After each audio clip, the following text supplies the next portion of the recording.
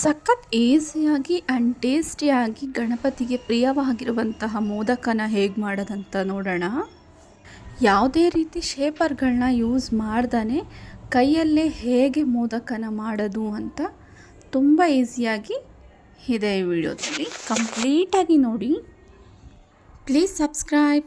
ನಾನಿಲ್ಲಿ ಫಸ್ಟು ಗಸಗಸೆ and white ಅಲ್ಲನ್ನು 1 table spoon ಅಷ್ಟು ತೊಗೊಂಡಿದ್ದೀನಿ. ನೆಕ್ಸ್ಟ್ 1 ಕಪ್ ಅಷ್ಟು ಕೊಬ್ಬರಿ ತೊಗೊಂಡಿದ್ದೀನಿ ಆ್ಯಂಡ್ 1.5 ಕಪ್ ಅಷ್ಟು ಬೆಲ್ಲನ ತೊಗೊಂಡಿದ್ದೀನಿ. ನೆಕ್ಸ್ಟ್ ಒಂದು ಪ್ಯಾನ್ ತೊಗೊಂಡು ಎಳ್ಳು ಮತ್ತು ಗಸಗಸೆನ ಫ್ರೈ ಮಾಡ್ಕೊಳ್ಳೋಣ ಲೈಟಾಗಿ. ನೆಕ್ಸ್ಟ್ ಮಿಕ್ಸಿ ಮಾಡ್ಕೋಬೇಕಾಗತ್ತೆ. ಎಳ್ಳು ಆ್ಯಂಡ್ ಗಸಗಸೆ ಆ್ಯಂಡ್ 4 ಏಲಕ್ಕಿ ಹಾಕ್ಕೊಂಡಿದ್ದೀನಿ ಆ್ಯಂಡ್ 1 ಕಪ್ ಅಷ್ಟು ಕಡಲೆನ ತೊಗೊಂಡಿದ್ದೀನಿ. ಈ ರೀತಿ ಪೌಡರ್ ಆಗಿರಬೇಕು. ನೆಕ್ಸ್ಟ್ ಇಲ್ಲಿ ಒಂದು ಬೌಲಲ್ಲಿ 1 ಗ್ಲಾಸ್ ಅಷ್ಟು ನೀರು ತೊಗೊಂಡು ಒಂದು ಅರ್ಧ ಟೇಬಲ್ ಸ್ಪೂನ್ ಅಷ್ಟು ನಾನು ಸಾಲ್ಟ್ ಹಾಕ್ಕೊಂಡೆ. ಸ್ವಲ್ಪ ಅಕ್ಕಿ ಹಿಟ್ಟನ್ನು ಚೂರು 1 ಸ್ಪೂನ್ ಅಷ್ಟು ಹಾಕೋತಾ ಇದ್ದೀನಿ. ಇದನ್ನು ಚೆನ್ನಾಗಿ ಕುದಿಯೋಕೆ ಬಿಡೋಣ. ಹಾಗೆಯೇ ಕುದೀತಾ ಇದೆ ನೋಡಿ. ಇವಾಗ ನಾವು 2 ಕಪ್ ಅಷ್ಟು ನಾನು ಅಕ್ಕಿ ಹಿಟ್ಟನ್ನ ಹಾಕೋತಾ ಇದ್ದೀನಿ.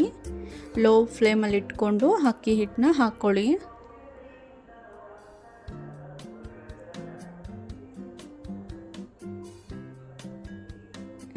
ಕಂಪ್ಲೀಟ್ ಆಗಿದೆ.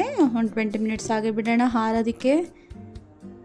ನೆಕ್ಸ್ಟ್ ಒಂದು ಬಾಣಲಿ ತೊಗೊಂಡಿದ್ದೀನಿ. ಕಾಯಿ ಆ್ಯಂಡ್ ಬೆಲ್ಲ, ಒಂದು ಅರ್ಧ ಗ್ಲಾಸಷ್ಟು ನೀರನ್ನು ಆ್ಯಡ್ ಮಾಡ್ಕೊಳ್ಳಿ.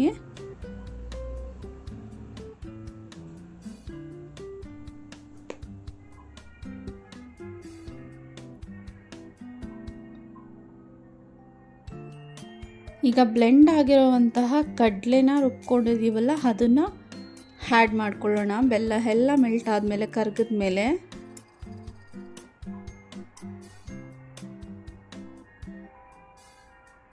ಇವಾಗ ಬೆಲ್ಲ ಎಲ್ಲ ಕರಗಿತ್ತು. ಪೌಡರನ್ನು ಹಾಕ್ಕೊಂಡೆ.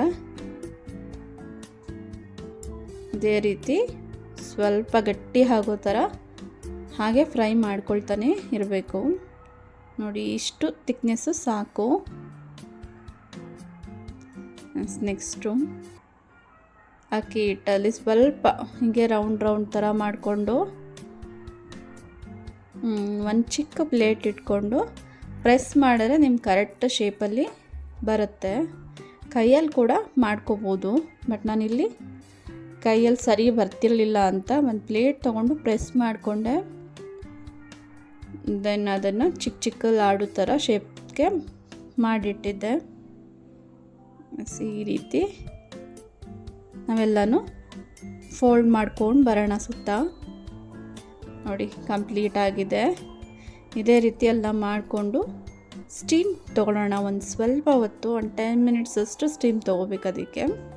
ಆವಾಗ ತುಂಬ ರುಚಿಯಾಗಿರುತ್ತೆ. ಇಲ್ಲ ಅಂದರೆ ಅಕ್ಕಿ ಫ್ಲೇವರ್ ಹಾಗೆ ಇರುತ್ತೆ. ನೋಡಿ, ಸ್ಟೀಮ್ ಕೊಟ್ಟಿದ್ದೀನಿ.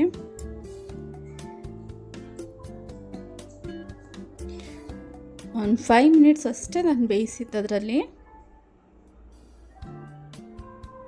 ಎಲ್ಲ ತುಂಬ ಟೇಸ್ಟಿಯಾಗಿ ಆ್ಯಂಡ್ ತುಂಬ ತಿನ್ನೋದಕ್ಕೆ ಮೃದುವಾಗಿ ತುಂಬ ಚೆನ್ನಾಗಿ ಬಂದಿತ್ತು.